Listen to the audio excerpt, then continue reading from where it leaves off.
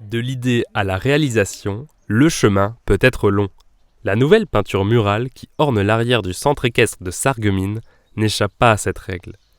Les coups de pinceau sont de Philippe Degotte, mais les idées viennent des enfants de l'IME et du conseil municipal des jeunes. L'objectif du projet, réaliser une fresque autour du cheval.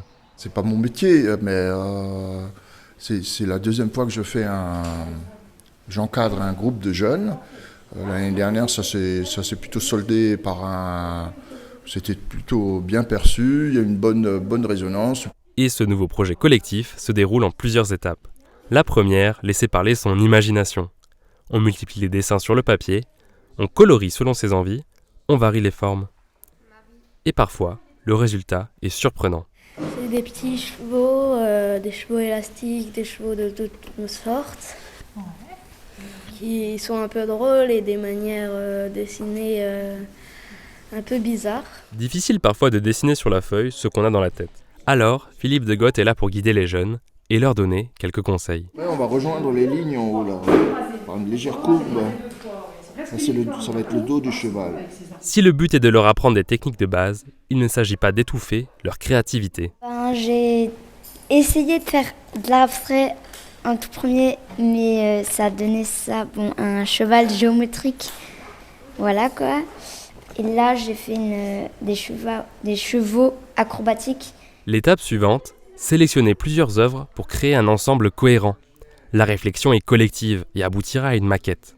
Ensuite, direction l'extérieur pour réaliser le croquis grandeur nature. L'idée, c'était vraiment de respecter le côté très simple et enfantin de chaque dessin, quoi. Alors, il y a des dessins, par exemple, des enfants de l'IME. On n'aurait pas du tout idée que ça puisse représenter des chevaux, mais c'est leur propre vision. Ce que moi j'ai fait, j'ai simplement reproduit, parce que les enfants ils ont beaucoup de mal à représenter leurs propres dessins à grande échelle. Donc j'ai reproduit de manière la plus fidèle possible le dessin de chaque enfant. Une fois les gros traits dessinés, place à la mise en couleur.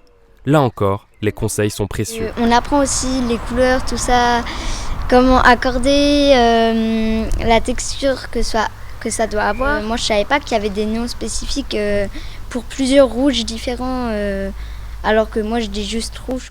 En prenant les chevaux un par un, on découvre des univers artistiques très différents. Mais en prenant du recul, l'ensemble a du sens. Et en regardant, on a pu un petit peu observer qu'ils avaient presque fait l'évolution du cheval au cours de l'histoire. Alors il y a les enfants de l'IME qui ont un peu moins, on va dire, de facilité sur le dessin, qui ont fait de très belles représentations, presque des chevaux des cavernes.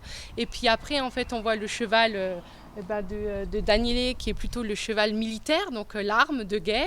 Et puis tout doucement, on voit qu'il y a la noblesse qui arrive avec maintenant la place du cheval qu'il occupe aujourd'hui, et même le cirque avec Amélie qui a fait une très belle représentation. Au-delà des chevaux qu'elle représente, cette peinture murale nous rappelle que les différences peuvent être harmonieuses.